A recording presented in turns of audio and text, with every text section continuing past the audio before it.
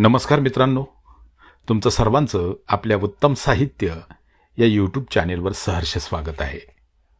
मित्रांनो, आपण ऐकत आहोत कातळडोह कादंबरी.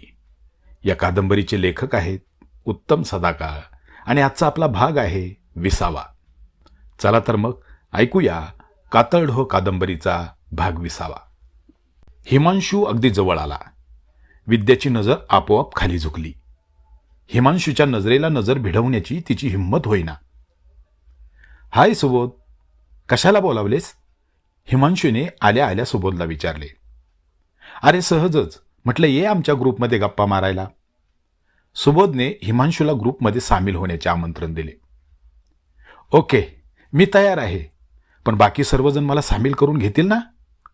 ऑफकोर्स, तुला का नाही सामील करून घेणार? स्मिताने हिमांशूला ग्रुप मेंबर होण्याची परवानगी देऊन टाकली. मग ठीक आहे. बरं, या त्याच ना, जंगलात हरवलेल्या? काय बरं नाव यांचं? हिमांशू नाव आठवण्याचा प्रयत्न करू लागला. म्हणजे तुला पण हिचं नाव माहीत नाही? राजने आश्चर्याने आता हिमांशूला विचारले. नाही. झालं, म्हणजे दोघेही एकाच माळेची मणी. काय बोलतोयस राज तू? मला तर काहीच समजत नाही. अरे बाबा, तुला हिचं नाव माहीत नाही आणि हिला तुझं नाव माहीत नाही, आहे की नाही गंमत? राजच्या या उद्गारासरशी सगळे हसू लागले. विद्या आणि हिमांशू हे सुद्धा त्या हास्यात सामील झाले होते. एनिवे, चला आता ओळख परेड सुरू करा. राजने दोघांनाही आदेश सोडला. म्हणजे काय? हिमांशू गोंधळला. अरे म्हणजे तुम्ही एकमेकांची ओळख सांगा. असं होय, ओके ओके. हिमांशू स्वतःची ओळख करून देऊ लागला. विद्या भारावल्यागत त्याच्याकडे बघत होती. का कुणास ठाऊक, पण विद्याला त्याचा साधेपणा फार आवडला होता. हिमांशूने स्वतःची ओळख करून दिल्यावर विद्याने सुद्धा स्वतःची ओळख करून दिली. दोघांना एकमेकांची नावे माहीत झाली. तुमचा पाय कसा आहे आता? हिमांशूने विचारले. माझा पाय ना, व्यवस्थित आहे. त्या दिवसाच्या मदतीबद्दल परत एकदा तुमचे आभार. हा. अरे हे काय चाललंय तुमचं? एखाद्या ब्लॅक अँड व्हाईट चित्रपटासारखं. तू हिला आहोजाहो करतोयस, ती तुला आहोजाहो करते. एका ग्रुपमध्ये राहून असलं बोलणं? सुबोध दोघांच्या बोलण्यावर आक्षेप घेत बोलला. ए विद्या, सुबोध म्हणतोय ते अगदी खरं आहे बरं का. तुम्ही जरा फ्रँकली वागा ना, स्नेहाने विद्याला समजावले. हिमांशू लगेच तयार झाला. त्याला मोकळेपणाने वागण्याची सवय होती. प्रश्न फक्त विद्याचाच होता. ठीक आहे मित्रांनो, तुमच्या आग्रहाखातर मी माझ्या बोलण्यात सुधारणा करतो. विद्याबरोबर माझी ओळख नसल्याने मी तसे बोलत होतो, पण नाव वी आर फ्रेंड्स. तेव्हा विद्या बरी होऊन कॉलेजला आल्याबद्दल मी सर्वांना आज पार्टी देतोय. बोला, मंजूर? मंजूर मंजूर. हिमांशूच्या योजनेला सगळ्यांनी संमती दिली. विद्या मात्र लाजत लाजत त्याला म्हणाली. हिमांशू, तुझ्या या दानशूर आणि प्रेमळपणाबद्दल परत एकदा थँक्स. विद्याचा लाजेने लाल झालेला चेहरा बघून सगळेच तिला चिडवू लागले. पोरगी लाजली रे लाजली. त्यांच्या चिडवण्याला लटका राग आणून विद्या त्यांच्या मागे धावली. तसे सगळे कॅन्टीनकडे पळाले. आता हिमांशू ग्रुपमध्ये चांगलाच मिसळला होता. तो एका चांगल्या स्वभावाचा मुलगा होता. हसून खेळून राहणारा, सर्वांशी आपलेपणाने वागणारा देखणा हिमांशू कुणालाही आवडेल असाच होता. विद्या त्याच्याशी बोलायची, पण मोजकेच. तिला अनावश्यक बोलणे आवडायचे नाही. हिमांशूही तिच्याप्रमाणे वागायचा. जास्त लगट नाही की उगाच फालतू बडबड नाही. जेवढ्यास तेवढे बोलणे. कॉलेजचे दिवस भरभर जात होते. परीक्षा जवळ आली होती. विद्या अभ्यासात गुंगून गेली होती. ती बाकीच्या सगळ्या गोष्टी विसरून तिच्या स्वप्नपूर्तीसाठी अहोरात्र धडपडू लागली. ती अभ्यासाची जोरदार तयारी करू लागली. 12वीची परीक्षा झाली. विद्याला सगळे पेपर सोपे गेले. निकालाची काळजी नव्हती. विद्याला चिंता सतावत होती ती सीईटीच्या परीक्षेची. परीक्षा उरकल्यावर विद्या सीईटीच्या तयारीला लागली. तिने सीईटीचा 1 महिन्याचा क्रॅश कोर्स सुरू केलेला होता. दुपारपर्यंत क्रॅश कोर्सचा क्लास संपायचा आणि पुढचा सगळा वेळ विद्या अभ्यासात घालवायची. त्या दिवशी क्लास सुटल्यावर ती हॉस्टेलवर जाण्यासाठी बसची वाट बघत बस स्टॉपवर थांबली होती. तिचे हॉस्टेल क्लासपासून 10-15 मिनिटाच्या अंतरावरच होते. एरवी पायी जाणारी विद्या आज मात्र बसची वाट बघत थांबली होती. पोटात काहीच नसल्याने तिला जरा गरगरू लागले होते आणि अशा अवस्थेत हॉस्टेलपर्यंत चालवणार नाही म्हणून ती बसची वाट बघत थांबलेली होती. एवढ्यात तिला हिमांशू दिसला. तो बाईकवरून चालला होता. हिमांशूला आवाज द्यावा का असा विचार तिच्या मनात आला, पण तिने त्याला आवाज दिला नाही. उलट तिने हिमांशूकडे बघायचे टाळले. हिमांशू रस्त्याने सरळ निघून गेला. विद्या मोकळ्या रस्त्याकडे भकास नजरेने बघू लागली. हिमांशूला थांबवले असते तर आतापर्यंत आपण हॉस्टेलवर पोहोचलो असतो, असा विचार तिच्या मनात चमकून गेला. बस स्टॉपवर उभं राहून तिच्या पायांना आता रग लागली होती. कंटाळून ती आडव्या फळीवर बसली. तिच्या बाजूला एक वयस्कर ग्रस्त बसलेले होते. पोरी, बस कधी येणार ग? त्या वृद्ध ग्रस्ताने विचारले. आतापर्यंत यायला हवी होती. अगं, या बसचे काही खरं नाही. जेव्हा गरज असते ना तेव्हा कधीच वेळेवर येणार नाही, आणि नको तेव्हा संकटासारखी एकामागून एक धावत येत राहतील. त्या वृद्ध ग्रस्ताचे बोलणे विद्याला मनोमन पटले. ती त्या गृहस्थाशी काही बोलणार तोच तिच्या कानावर हाक आली. विद्या, हे विद्या. विद्याने चमकून आवाजाच्या रोखाने पाहिले आणि तिच्या डोळ्यावर विश्वासच बसेना. समोर रस्त्यावर हिमांशू उभा होता. बाईकवरूनच तो तिला पुकारत होता. विद्याची आणि त्याची नजरानजर झाली. अगं, इकडे ये ना, केव्हाचा हाका मारतोय तुला मी, पण तू आपल्याच नादात.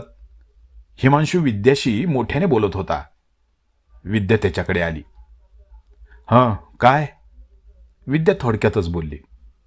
अगं, इथं स्टॉपवर काय करतेस? बसची वाट बघते. का? कुठे बाहेर निघालीस का? नाही. मग? अरे, हॉस्टेलवरच निघाले.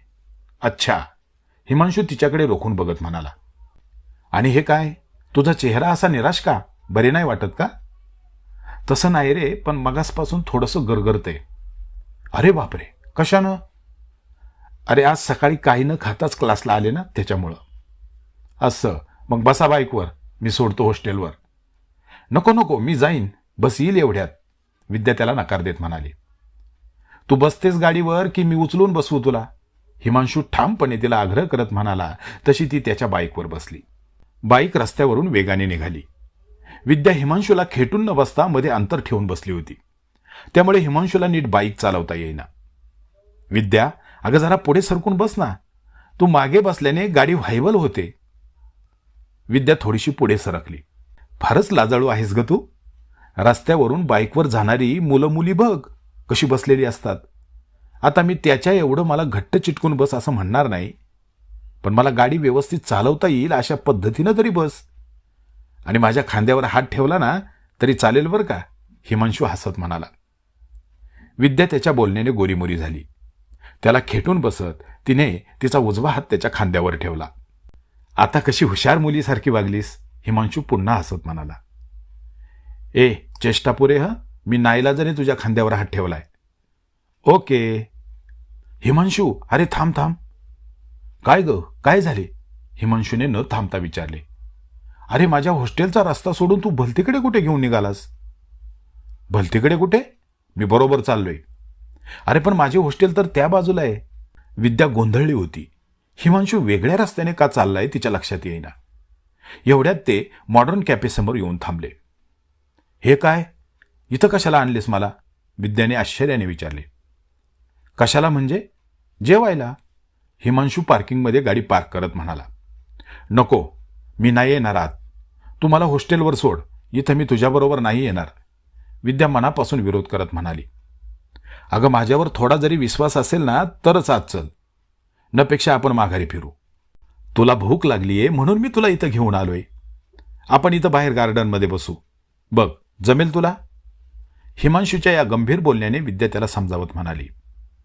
हिमांशू, माझा विश्वास आहे तुझ्यावर, पण हे असं हॉटेलात खाणं मला कसं तरीच वाटतं, म्हणून मी म्हटलं तसं. उलट तूच गैरसमज करून घेऊ नकोस. चल, मी तयार आहे, पण बिल मी देणार. वा रे वा, हे कसं जमेल? जेवायला मी आणले तुला, तेव्हा बिलही मीच देणार. हिमांशूच्या आग्रहापुढे मान तुकवत विद्या हॉटेलमध्ये शिरली. दोघांनी भरपेट जेवण केले. बिल हिमांशूनेच दिले. पुन्हा दोघे बाईकवर बसून हॉस्टेलच्या दिशेने निघाले. विद्या, रागावणार नसतील तर एक विचारू? बाईक चालवता चालवता हिमांशूने विचारले. भरपेट खाल्ल्याने विद्याची मनस्थिती आता मगाच्यापेक्षा चांगली होती. तिची गरगर थांबली होती. ती चांगल्या मूडमध्ये असल्याने त्याला म्हणाली. विचार की, परवानगी कसली मागतोस?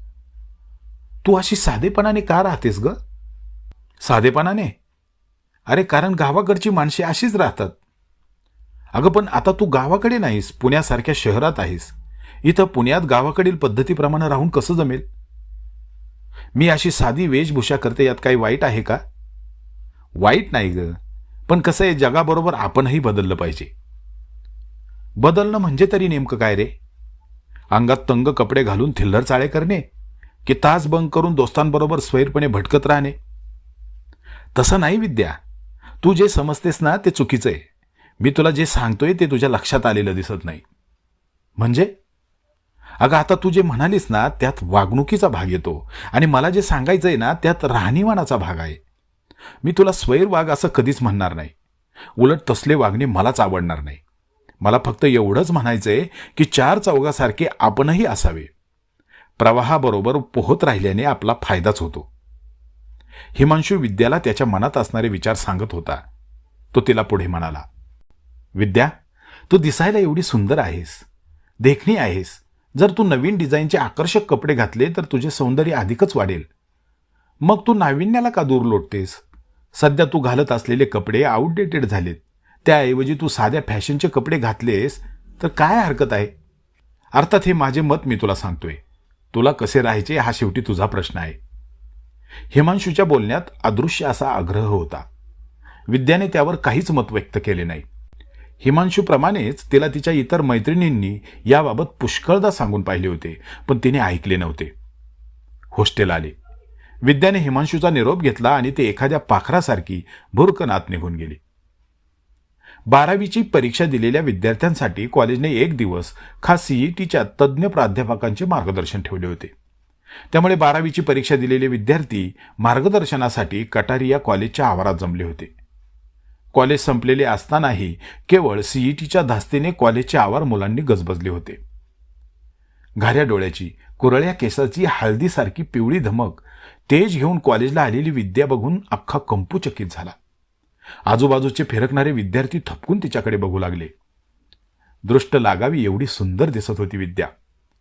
नेहमी साध्या पेहरावात कॉलेजला येणारी विद्या आज मात्र खूप वेगळी भासत होती. विद्याचे मित्रमैत्रिणी डोळे फाडफाडून तिच्याकडे बघत होते. घट्ट निळी जीन्स आणि त्यावर सुंदर कालाकुसरीचा टॉप घातलेली विद्या डिट्टो सिनेमातील हिरोईन दिसत होती. अगो बाई, सूर्य आज पश्चिमेला उगवला वाटतं. आश्चर्याने तोंडात बोट घालत स्नेहा विद्याला म्हणाली. काय ग विद्या, आज अशी कोणती जादू झाली की तू अशा पोशाखात कॉलेजला आलीस? स्नेहाच्या या बोलण्यावर विद्या फक्त हलकेसे हसली. तिला आज पहिल्यांदा स्वतःच्या सौंदर्याचा अभिमान वाटला. कॉलेजमधील सगळीच मुले तिच्याकडे टक लावून बघत असल्याचा अनुभव आज तिने घेतला होता. हा असला अनुभव तिच्या गोऱ्या गालावर रक्तिमा पसरवत होता. तिला गोरीमोरी करत होता. स्नेहा, आज विद्याची दृष्ट काढ ग बाई. न जाणो किती जणांच्या नजरा लागल्या असतील तिला. स्मिता विद्याच्या सौंदर्याचे कौतुक करत बोलली. स्मिता, मुलांच्या नजरांची सोड ग, पण आज तुला कॉलेजच्या आवारात कसला तरी वास येत असल्याची जाणवते का? सुबोध खवचटपणे बोलला. स्मिताने मुलांच्या लाळ गोटू नजरांवर केलेला प्रहार त्याने चांगलाच मनावर घेतला होता. स्मिताला त्याचे खोचक बोलणे कळलेच नाही. उलट ती त्याला म्हणाली, सुबोध, कसला वास येतोय म्हणालास? अगं काहीतरी जळाल्याचा. जळाल्याचा? हो हो, जळाल्याचा, सुबोध ठामपणे बोलला. मला तर नाही येत जळाल्याचा वास, बाबड्या स्वरात स्मिता म्हणाली. असं कसं शक्य? कॉलेजमधल्या सगळ्या मुली आज विद्याचे सौंदर्य बघून जळत असतील, त्या जळण्याचा वास म्हणतोय मी. सुबोधच्या या स्पष्टीकरणाने मुले खोखो हसू लागली. मुली मात्र चिडून त्याच्याकडे बघू लागल्या. त्यांच्या घोळक्यात बसलेला हिमांशू मात्र विद्याच्या या बदलांकडे बघून गालातल्या गालात हसत होता. त्याला पक्के ठाऊक होते की विद्यात हा बदल कशामुळे झालाय. काल त्यानेच तर विद्याला याबाबत सुचवले होते. विद्याने आपल्या शब्दाखातर तिच्या पेहरावात बदल केला हे बघून हिमांशूची छाती अभिमानाने फुलून आली. निळी जीन्स आणि आकाशी टॉपमध्ये विद्या किती दिलखेचक दिसत होती, जशी काही स्वर्गातील अप्सरा, स्वप्नातील परी. हिमांशू विद्याचे सौंदर्य बघून हरकून गेला. अशी सुंदर मुलगी आपल्याबरोबर हॉटेलात आली, बाईकवरून फिरली, याचा त्याला हेवा वाटू लागला. विद्या ही हिमांशूकडे सहहेतुकपणे बघून हसली. मार्गदर्शन करणारे तज्ज्ञ प्राध्यापक येताच मुले कॉलेजच्या हॉलकडे निघाली. हॉलकडे जाता जाता हिमांशू विद्याजवळ हलक्या आवाजात कुजबुजला. थँक्स हं. कशाबद्दल? विद्यानेही हळू आवाजात म्हटले. माझा शब्द राखल्याबद्दल. म्हणजे? म्हणजे पूर्वीचा काकूबाईचा ड्रेस सोडून हा छान ड्रेस घालून आल्याबद्दल आभार मानतोय तुझे. त्यात कसले आभार मानतोस? उलट तुझ्या सल्ल्यामुळे मला आज वेगळाच अनुभव घेता आलाय. स्वतःबद्दलचा एक वेगळाच आत्मविश्वास माझ्यात निर्माण झालाय. म्हणून मीच तुला थँक्स म्हटले पाहिजे.